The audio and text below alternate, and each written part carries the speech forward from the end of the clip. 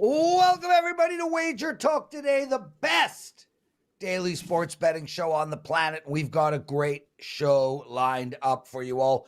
Bryan Leonard will be our first guest. He's going to tell you how to bet the Winnipeg-Boston hockey game and Vegas going into New Jersey. Steve Merril with an NBA and college basketball play.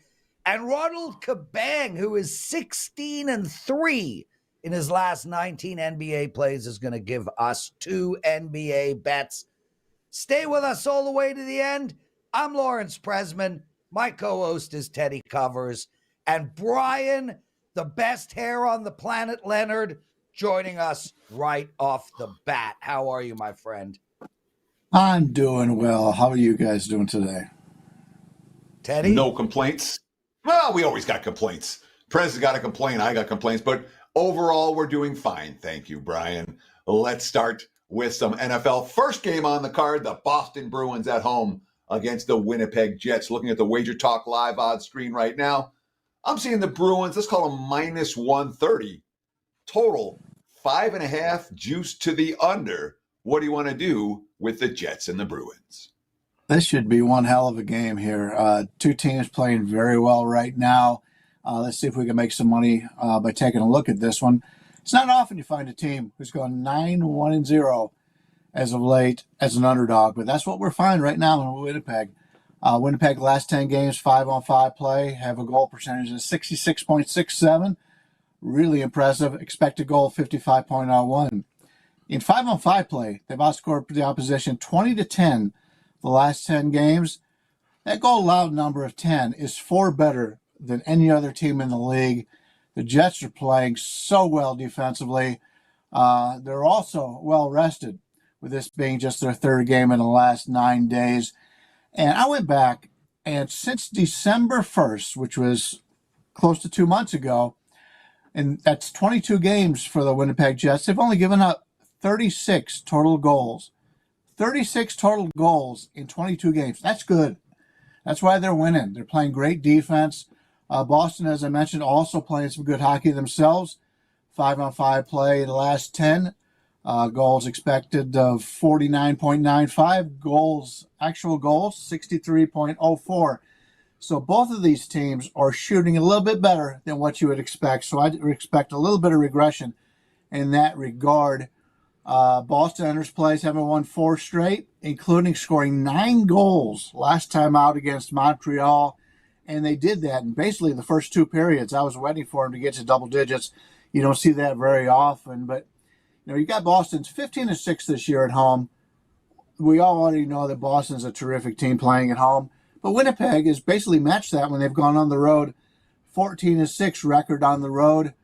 Boston coming off that 9-goal offensive outburst. I don't see it happening here in this one. I like Winnipeg. I think these teams are. I think Winnipeg's actually a little bit better of a team, and you're getting them at a plus price here. Getting them at plus 110. So give me Winnipeg and what I expect to be a low-scoring game here. Winnipeg and Boston. Yeah, Bryan, that's what I wanted to ask you about. I handicapped this game myself, and I looked at betting the under here. Winnipeg, they have not allowed more than 2 goals in 10 games. And, we've seen this over and over again with a team coming off of a 9-goal, 8-goal, 7-goal performance. I prefer the under here. I looked at this game from Winnipeg's perspective, and I felt like plus 110 wasn't enough value. We're still getting one of the best teams in the league at home at minus 130, and I feel like Winnipeg's just rolling too much. Does that ever come into account in your handicap where you're sitting there and you're like, man, they've won 9 of 10. This is a second road game. They're just due for a big letdown, and they're coming off of an overtime win against Ottawa, which suggests that they might be entering that letdown spot.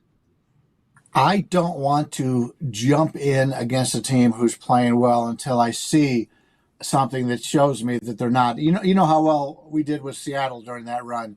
I had 2 5% plays on Seattle. They won both games by 3 goals. Seattle the other day, they were on the road, and it was a long road trip, and they played one game where the defense just didn't show up. Then at that point, that was my spot where I said, okay, I'm going to not play Seattle again. And sure enough, they struggled the rest of the road trip, especially defensively. You mentioned Winnipeg. I went back and I looked at every single game they played since December 1st. They only allowed more than 2 goals once. That was 3 in overtime in a game they lost. So they've allowed 2 goals or less for 2 straight months in regulation. Yeah. To me, if you don't like the Winnipeg plus the 110, maybe you play Boston under 2.5 in a nice plus money there. So that one could work as well. I would have liked to have played this game minus the 6 in which it opened, but it went down to 5.5. I've done enough shows with Buster over at the Puck Time where he says it's so easy to get over 5.5. So I don't like to play under 5.5, even though I believe that's the right side here. So I think we're both on the same page here when we're looking to play, Boston under or something to that effect. So Winnipeg, different ways to play this one, but I think we'll get a winner here. Hoops and hockey on center stage on Wager Talk today. On Monday, of course, we'll have plenty of NFL discussion throughout the week. I'll talk NFL discussion and what bettors learned today. But right now, we're focusing on the NHL, a piece of the equation. Let's talk about the Vegas Golden Knights, who've been, I guess they've snapped out of their funk where they go 4-8 in a 12-game span. They've won 3 in a row now. They're in New Jersey tonight. The Devils minus 120, minus 125. Look at the Wager Talk live odds screen. Total 6, juice to the over. What do you want to do with the Knights and the Devils? It's interesting. I saw the plays that the guys were sending over. Steve Merrill's always been very good in the NBA. Ronald's really good at what he does in the NBA. So I figured I'd pick up some hockey today. And speaking of hockey, I was at the Red Rock the other day watching the playoff games and also watching the Golden Knights play.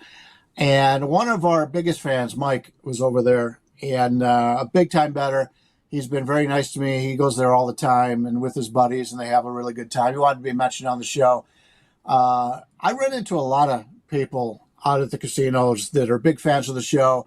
I don't spend enough time thanking them on air for watching the show, but Mike's been very nice to us, and I told him I would point him out. So here you go, Mike. Here's your shout out on the show, and hopefully we'll get you a winner here in hockey.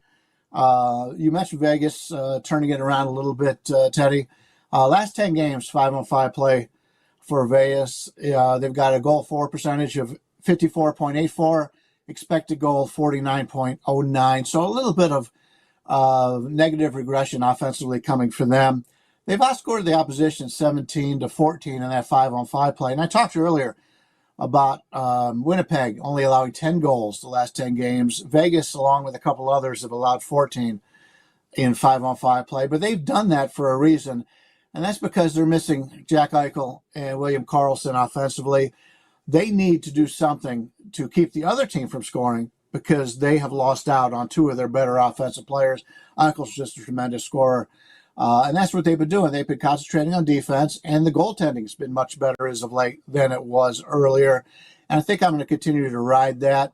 The defense for the Golden Knights lately have given up 2, 1, 1, 3, 1, 3, and 2 goals the last 7 games. So they're playing much better. And that's really, when the Knights are good, it's because of their defense and their goaltending. And now they're starting to play better in that regard. Without their top 2 centers tonight, I think the offense will be struggling here against New Jersey without Eichel and Karlsson there, which makes this tough to enter the opponent's blue line when your centers are not able to do it. Stevenson's fast. Stevenson's very fast, but he's the only guy I trust to enter the blue line clearly and get him in an offensive position. The Devils over the last 10 games, we know all about the Devils offense, but they've had a lot of injuries lately. But the last 10 games, 5-on-5 play, their goal percentage is 56.82, expected goal percentage of 48.06. So a little bit more negative offensive regression there for this team as well. So both teams are due for some situations where they're not as strong offensively. Take a look at the last 6 games for New Jersey. They've had 8 in the last game because Dallas just ran it up on them. But other than that, 5, 5, 3, and 5 total goals scored the other games. So they're playing more to an under here. Their defense is getting a little bit better as the season goes on. So I like this game to go under. This is also a game that took some money on the under. Open 6.5, is now 6.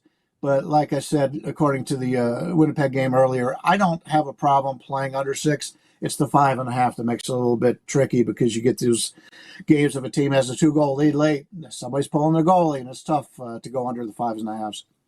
Yeah, and we see that goalie getting pulled at the 3-4 minute mark sometimes in a 2-goal game. Brian, look, I can't argue this play. It makes complete sense to me. And I feel like we need to look at betting the under in Vegas for a while moving forward. The only reason there's a 6 on the board here is New Jersey over the last year and a half has shown themselves to be an over team, high scoring, not the best defensive team. But now without Jack Hughes in the lineup, this team has been playing to the under of late. I'm just going to tell you that I agree with you 100% on this play. But I am curious why you're not looking at Vegas here for similar reasons to the Winnipeg Jets, plus 100, finally on a roll. Well, they are on a roll. The problem is, if you go up and down this lineup, they brought up so many guys from the Henderson Silver Knights that it looks similar to an inter-squad game with Henderson and Vegas because they're missing so many guys. And I don't want to be backing a team on the road against a quality team, and Jersey's a quality team. They were expected to make the playoffs. They were expected to be a real competitor this year. There's too many AHL guys here on this team right now that are getting significant minutes. Brisson scored his first goal. He's their number 1 draft pick from a few years ago. He scored his first goal the other day. But at this point, they don't have enough guys that have played together as a group enough for me to expect much offense from them. So, Bri, your number 1 lifetime in NHL net profit at WagerTalk. Your number 4 in NFL and NHL profit this season. What do you have going for the clients on Monday that you'd like to promote? We've actually got a pretty good card today. It's a smaller card, obviously being a Monday. But I've got my top basketball play up in college basketball. We won yesterday with Le Moyne by about 40 points in that one. So that one worked out very well. We're having a really good college basketball season. And then I've got 3 NHL plays. You got 2 of them here, but I still have another one out there. So you can get all 4 plays for only $19. Put everything in one simple package to save you some money today. And let's start the week off really strong here on Monday. I think even though the cards are small today, I think there's a lot of good money-making opportunities. Bryan Leonard, everybody, thanks for joining us, man.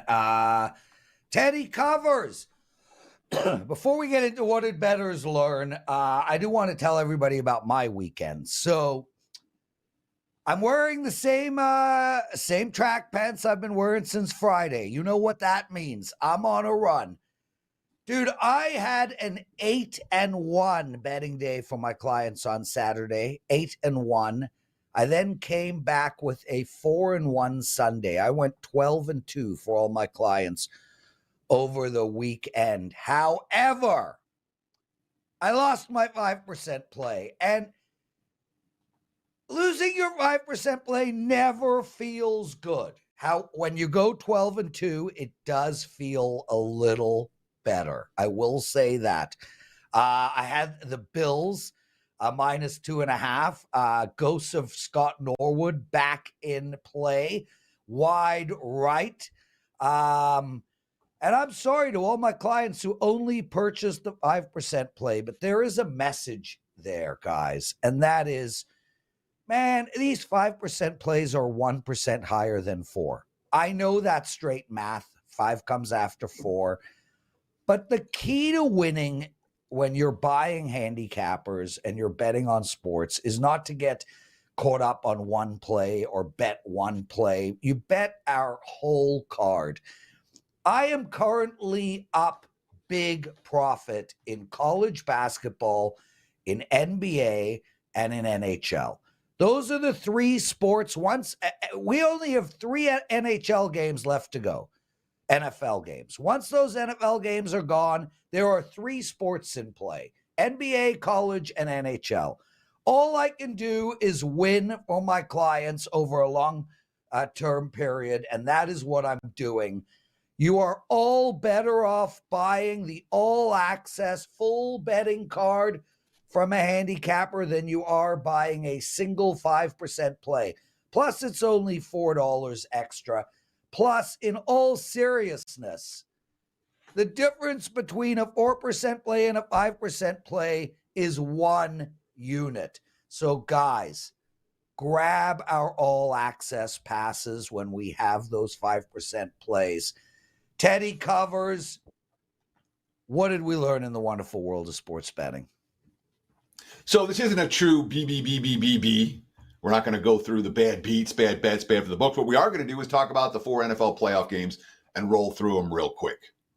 There was one right side winner in Baltimore, although, I mean, it was 10-10 at halftime. I don't know how right side it necessarily was, although the Houston's touchdown came on a punt return. Yes. Final, obviously, 34-10. Ravens ran them out in the second half. Pretty dominant performance. The total bounced around 44 all week, landed right on 44. No right sides when it came to the total. That had to do with betting skills more than handicapping skills. But Houston, look, they were shorthanded and they were outclassed, plain and simple. Green Bay was a right side winner, plus the points against San Francisco. That being said, the side and the total were both on the line after Drake Greenlaw's second interception versus Jordan Love on the last Packers drive. They said that Greenlaw ran 101 yards on his 2 interceptions for a net gain of 25. Anyhow, Greenlaw goes down, equals Green Bay and under. If Greenlaw went back to the end zone, it would have been San Fran and over. So again, when you talk about right sides, Green Bay was a right side. They were still a sweat at the end. The Lions, look, they got outgained by 2 yards per play. The game was tied after the first quarter. The game was tied after the second quarter. The game was tied after the third quarter. They won by 8. Why? The 2-point conversion, the most important point spread play in football. I thought it was a penalty on the 2-point conversion. Of course, I had Tampa in my pocket. The refs didn't think it was a penalty, and that ended up being the difference between Tampa getting the money or the Lions getting the money. And the over 49.5 cashed in that ball game as well. That was another never in doubt sweat and a half. So when it comes to right sides, Tampa, Detroit, I'm not convinced there was a right side in that ball game. Lions won the coin flip. Now, Kansas City, Buffalo. Buffalo had the fake punt fail when KC only had 10 on the field. I still don't think there was a good decision, even with only 10 on the field at that point in the game from that territory. That being said, they didn't lose anything. KC fumbled in the end zone, got the touchback on that very same drive. So the Bills' fake punt didn't hurt them. The over 46 was a right side there, even a low possession game. KC didn't punt till the fourth quarter. Buffalo only punted twice all game. And obviously Tyler Bass goes wide right, bringing up the Scott Norwood memories. KC first down equals ball game. That being said, the Bills couldn't stop the run, and KC would have had time even if the Bass field goal was good. I think the Chiefs were a right side in that ball game. My clients and I cashed with them. That's good enough. Let's take a look real quick. We do have Super Bowl 58 look-ahead point spreads. These are just look-aheads. They're from the Global Book. That being said, 49ers -2 versus Ravens, 49ers -3 versus Chiefs, Ravens -5.5 versus Lions, Chiefs -4.5 versus Lions. Those are the potential look-ahead spreads for next week. We'll see how this week's games affect those. NFL opening line report coming at the top of the hour, 10 o'clock Pacific, 1 p.m. Eastern time. Myself, Andrew Martin, will break it all down in detail. That being said, there's my little recap, Prez. Back to you, my friend. Teddy, so I'm watching the San Fran game, and I'm thinking to myself, about 2 weeks ago, you would have bet your life on San Fran. Do you remember that conversation? Not your actual life, but somebody asked if you could pick 4 teams, I think it was, to win the Super Bowl for your life. Which would you pick? And you picked San Fran as the only team in the NFC. And I was sitting there going, oh my God. They didn't look very good at all on Saturday, totally out of sync offensively. I was worried for you, bro. Even though ultimately that was just a hypothetical. But what a I love the gripping games. I think you were right. My 5% play was on the Bills, and I think you were right. I think Kansas City was the right side. Look, the Bills just couldn't stop them at all, and you're not going to win any games that way. That's for sure. But a good weekend of NFL football. I'll take my 5-1 and move on. Let's bring in the wonderful Steve frickin' Merril. How are you, Steve? Doing well, boys. Doing well. Great weekend. 2-0 yesterday, and 24-10 all sports run the past 2 weeks. So seeing it pretty well in football and basketball. Nice. Teddy, why don't you get some info out of him? You set this game up, bro. Let's hear how you do it. Steve Merril, NBA tonight. Charlotte Hornets are traveling to the Minnesota Timberwolves. Right now, look at the WagerTalk live odds screen. I'm seeing Minnesota minus 14.5, total 218.5. There are some injury concerns tonight, most notably in the LaMelo Ball for Charlotte is a big question mark. 1, do you think the Hornets will have their point guard? 2, do you think they can hang around in this one? Talk to me. NBA Monday night. Yeah, he's listed as questionable. He missed the game on Saturday against the Sixers, so he definitely might not play tonight. But what's interesting about the line total, and the total is it opened 224, and last night it went down to 221. Now it's down to 218.5. So that would be, you would think maybe Bell's not in there. Yet the point spread has gone from 15 down to 14.5. So doesn't quite jive there why the money would come towards the Hornets and the total would drop. Either way, though, I like Minnesota in this game. I personally hope Bell plays because we'll probably get a cheaper price near tip-off. A couple reasons I like Minnesota, though. First of all, Charlotte is horrendous, and I'm never afraid to play against horrendous teams, whether it be the NFL or the NBA or college football. And they're a terrible offensive team. And just like we talk about in football, when you're laying a big number, double digits, you don't want that backdoor cover potential. And Charlotte's averaging just 108 points a game. They're shooting the ball miserable. 41% of that Philly loss the other night.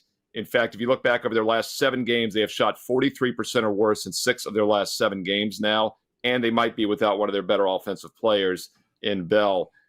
Question becomes, is the big favorite interest? That's the other thing you want to see when you're playing a double-digit favorite in any sport, and I think Minnesota will be. They're one of the best teams in the NBA, and they're coming off a loss at home in their previous game on Saturday, and they have a 4-game road trip coming up on deck. So after a home loss, road trip on deck, I think they'll be focused to finish out this homestand with the win. And it was a decent loss. Oklahoma City, they were a 3-point favorite, lost by 5. Keep in mind, they won 4 straight before that. Other thing I'll point out, too, is one of their worst offensive games of the season. They shot just 41% from the field. Another reason why I think they'll be extra focused tonight and lay it to a bad Charlotte team. And let's look at Minnesota bouncing back off of losses here over the past month or so. Their previous loss was against Boston on January 10th. At home in their next game against a bad Blazers team, they won by 33 as a 16-point favorite. Also had a loss back at the beginning of January at home against New Orleans, go into Houston and win by 27 the very next game. So we've seen them repeatedly win by double-digit margins off a bad showing, and I think that continues tonight with the T-Wolves. So I've got Minnesota, 3-6 their last 9 tries, laying double digits. And while I agree with your assessment about Charlotte being a team that we're much more interested in fading than backing, I mean, the Hornets have played better basketball in recent contests. They, they may not have covered against San Antonio. They won, and they came back and hung around against Philadelphia. The point spread, obviously, the great equalizer. Do you worry at all that this is just too many points? And when you have a double-digit favorite like this, do you ever split it up first half, full game, or is it just a full game wager here for Minnesota? Yeah, for me, it's a full game. I've never been a real first half guy. A lot of people do very well with that stuff. I will say this, recapping the NFL real quick. Those number 1 seeds came out pretty sloppy. Not sloppy, but they came out a little slow in the first half, Baltimore and San Fran. And we obviously saw, by the way, I thought that was I should have tweeted it out. There's so little time with halftime lines. But I had Baltimore as a strong best bet at minus 9.5 for my clients. It was tied up 10-10. Houston in the entire game never got inside the 25-yard line except for the punt return. And they were minus 6.5 at halftime. I thought that was a great second half play, but didn't serve me any purpose because we already had a full, 4% play on Baltimore minus 9.5. But that's just something you want to look for in any sport when a team is dominating, and you're getting a misleading maybe halftime score. But I thought San Fran and Baltimore both came out a little slow in the first half. San Fran was kind of slow the whole game, but something to keep an eye on. So that's a time maybe you play a first half. I don't necessarily think the first half's any different than the full game here. I actually like the full game better, probably just because Minnesota has the ability to pull away, and we have seen them do that. They might not have a great double-digit spread record, but off a loss, they've won all those games recently by more than this spread. And keep in mind, Charlotte, the only game they've shot better than 43% the last 7 was that Spurs win you referenced, their only win against a terrible San Antonio team who's an awful defensive team. Before that, I was on the show last week on the 17th here, and I mentioned New Orleans and Charlotte. And Ronald Cabang was on the show when you and I were guests. I was guest hosting. Ronald liked the Pelicans last week. I ended up using the Pelicans also as a best bet. Also did a free play video here. And Charlotte lost by 20 in that spot. So I think this is a similar situation. Keep in mind the game before that, they lost by 17 at Miami. They also lost by 36 against those Spurs a week before. So I have no worries about Charlotte getting blown out tonight. They're more than capable of finding a way. Steve Merril joining us, everyone. One of the best handicappers out there, exclusive to Wager Talk. And couple of things I want to talk about before we get into your next game, Hofstra at Stony Brook. First off, Steve, I went to a poker tournament on Saturday. They had all the games up on the screen. I sat next to Carmine Bianco. He was right on my left. He had a 5% play on under 45 in the Baltimore game. I had a 3% play on over 43.5 in the Baltimore game. Carm said to me, you are not allowed to cheer for your over while sitting next to me. So I honored his request, and my toes were high-fiving underneath the table quietly. But man, it landed right in the middle. Both of us cashed. High fives all around. Now, next thing. We got a guy in the chat room that actually changed his name to the heading of my free pick yesterday. Great spot for the Hurricanes. He then proceeded to put, and I lost. I lost my free play. Oh my God. He then proceeded to say that I'm lying about my record. I did not go 5-1 yesterday. So, Mr. Great Spot, firstly, when you want to rip somebody apart, get the facts right. I said I went 4-1 yesterday, not 5-1. Secondly, it's a free pick. In about 10 minutes, I'm going to do the daily presidential address where I'm going to give out 3 to 4 picks. They don't count in my record. I'm not betting these plays. If you want my plays, you buy. If you want my actual bets, you buy my bets. This guy went and put the entire analysis in to show that I lost. Did he point out that I'm like 8-2 in my last 10 free picks? Nope. Mr. Great Spot for the Hurricanes, I take it as a privilege that I am living rent-free in your head. Now you can stick it up your tochas. Steve Merril, Hofstra at Stony Brook. How do we bet this game?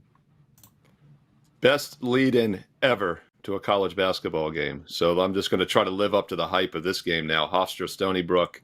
My neck of the woods, Colonial, 2 teams. Stony Brook was actually in town a couple Saturdays ago against William & Mary. It was a awful game, one of the worst college basketball games you will ever see.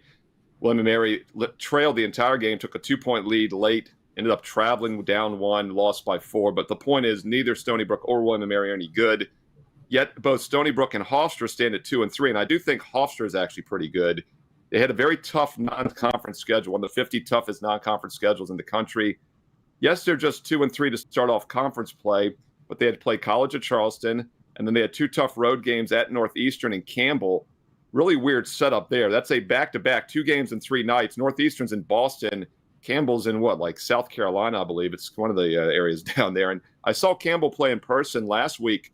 They're a lot better than their 9-9 record. So I do think the 3 losses are solid losses. Meanwhile, Stony Brook's played some weaker teams. They did play Charleston as well and lost. But I rate Hofstra as the better offensive team, the better defensive team, and it should be, once again, a focus spot for a team that's just 2-3 in conference play. I think they're flying a little bit under the radar. We'll lay the short number with them here. And the other thing I'll point out is they shoot free throws extremely well, 76% from the free throw line. And that definitely could come into play with this 3.5-point spread. You like to have a good free throw shooting team that can pull ahead late when needed. So Hofstra, these two teams have identical straight-up records. Hofstra 6-11 against the spread, overvalued all year. Stony Brook's 10-5 against the spread, undervalued all year. Why does that change tonight? You and I talked about it last week, Teddy. Remember, you said a lot of times you look to kind of zigzag once conference play starts versus the regular season. So I know you know that. And I think that's actually an excellent example of why I think Hofstra is a little underrated now and Stony Brook probably a little bit overrated. Steve Merril joining us. Yes, Steve. So this schmobo says he bet $12,000 on my free pick and lost. The word moron comes to mind. He could have just spent $30 and bought my plays and won. Anyway. I can only imagine how much he played on your 5% that lost. Oh, no, he didn't play anything because, when you're betting 12 grand, Steve, you can't afford the $35 to buy the actual pick. You have to put it in your bet. Moron. Anyway, I'm pumped. 12-2 run. Steve Merril, you are also rolling, and you're always rolling. Dude, Teddy, has there ever been a time Steve Merril has come on here where he wasn't rolling? Yes. Oh, but it's not right now. I missed that show. 24-10 in your last 14 days. Congratulations. What do you got to promote? Once again, greatest setup ever. Hey, look, we talk about these short-term runs, 24-10 the last 2 weeks. That's a nice run, but I really do believe in taking a long-term investment approach. I preach it all the time, and while the 24-10 current run is pretty impressive, let's look at the last couple years. Let's go all the way back to the start of 2022. That includes all of 2022, 2023, and obviously 2024 has been a nice start. Number one in all sports sides the past 2 years plus now, up 168 units. Number one in football, college and pro combined all sides the last 2 years plus. NBA last year was 40 games above 500, and now we're 113-69, including this year as well. College hoops, number one the year before that. The point is, don't try to guess. Don't pick and match. Play free plays, pay plays. Play them all and get a direct subscription and save when you do so. If you want to try out a 7-day, this is the week to do it. We have an Access 7 promo right now, 7 days and nights for just $69. That's an instant 30% discount. Access 7, details on my page. And I'm also going to bring back the 1-year special. I did this back at New Year's. I know many of you missed this 24-10 run. Don't sit back any longer. Get a full 365 days. Promo code SM365 is live again this week, and that'll get you all the way into the third week of January 2025. So take a serious investment approach. Strong NBA best bet tonight on Monday, and daily free plays every day on my page as well. Steve Merril, WagerTalk.com. Thank you, my brother. Good luck tonight, Steve. Teddy, these guys say to me in the chat room, why do you talk about the haters? Why do you give this guy airtime? And my answer is, I can't just keep saying I went 12-2 over the weekend ad nauseum. So I use their negativity as an opportunity to promote my runs. So I appreciate them. I know how sick you are of listening to me. Your big game breakdown, please. Sure, Prez. It's a 45-minute show, and you mentioned your 12-2 run. I think this is the 6th time now. But keep it up, buddy. Keep going. I'm sure the viewers appreciate that. That's what we're looking for on a Monday, self-promotion. Let's talk big game breakdown.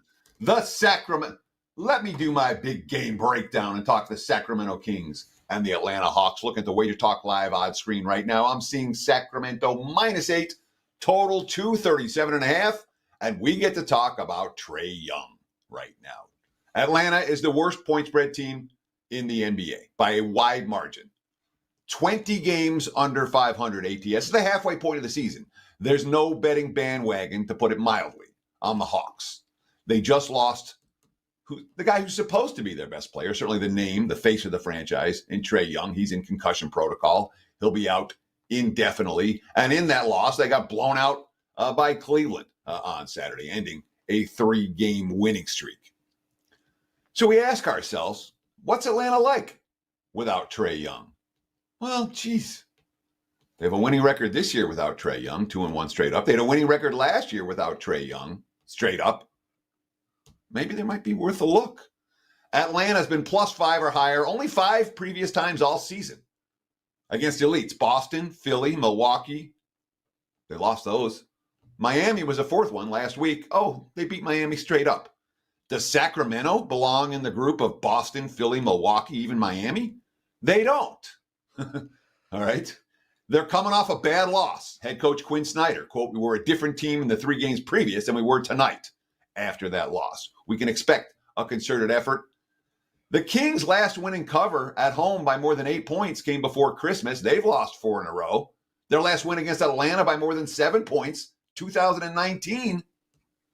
Yeah, I'm not buying it. Hawks 5-2 straight up the last 7 meetings. They lost by 7 earlier this year, and Atlanta's going to remember that game. They led 105-93 in the fourth quarter before a 24-5 Kings closeout.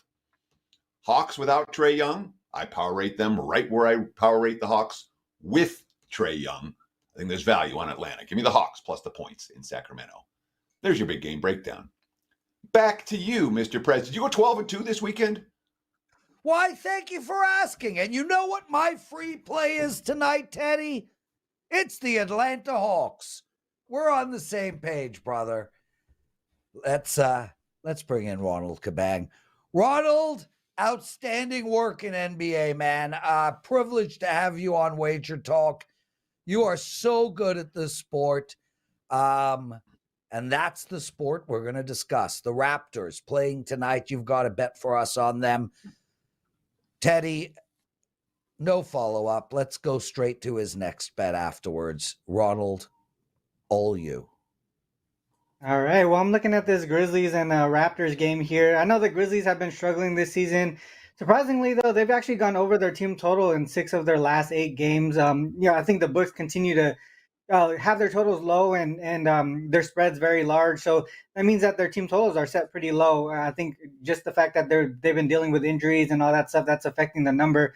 If you look at the Raptors side, after that trade deadline, the Raptors were going over at a crazy rate. Actually, their team total over as well. I think they went over their team total in every single game prior to the last 4 games. But if you look at who they faced in the last 4 games, they faced the Celtics, the Heat, the Bulls, and the Knicks. And all 4 of those teams, if you look at the last 15 games, top 6 in defensive rating. So it was kind of expected in that spot that they were going to struggle offensively. Now they face a Grizzlies team that has struggled on the defensive side of the ball, especially after Ja Morant was out for the season, and then they're struggling with other injuries like Bane and Smart. They're actually 21st in the league in defensive rating in the last 5 games, allowing opponents to shoot over 51%, nearly 52% from the field. Other things to think about too, the Grizzlies and their home road splits, it's also pretty telling that their defense allows about 4 to 5 more points per game on the road than they do at home. To me, I think there's some recency bias that makes this total a little bit lower than it should be. Grizzlies struggle offensively, like I said. Raptors 4 straight unders. The only way that I could look is actually to the over. More specifically, I think the Raptors team total over is the better play because of some of the struggles on the offensive side of the ball for the Grizzlies. They went up and over their team total in every single game prior to the last 4 games where they faced those top 6 defensive teams. So for me, I like the Raptors to go over 116.5 tonight. Do you worry at all about, the quotes coming out of Toronto are all about, we're not in sync right now. We got, they got 4 new guys in their rotation, Siakam gone. And the quotes were, I looked at the Raptors tonight and the quotes were concerning enough to me that I ended up leaving that on the sideline. Are you worried that Toronto's just not a well-oiled machine right now? I don't think so. If it was going to happen, it was going to happen right after the trade deadline, right? The whole bunch of new roster movement, IQ, Barrett, and then Siakam playing with rumors. They weren't struggling at that time. I really think it has to do with who they played in the last 4 games, because prior to that, they were clicking, right? Now you played against top tier defenses. I think they just they're really hard on themselves, in my opinion, because when you play defenses like this and slow paced teams, you're gonna look like you struggle. But now you face a team who struggles on the defensive side of the ball. I think they get their momentum back with their in their upcoming schedule here. So I think it's gonna start off with the struggling Grizzlies.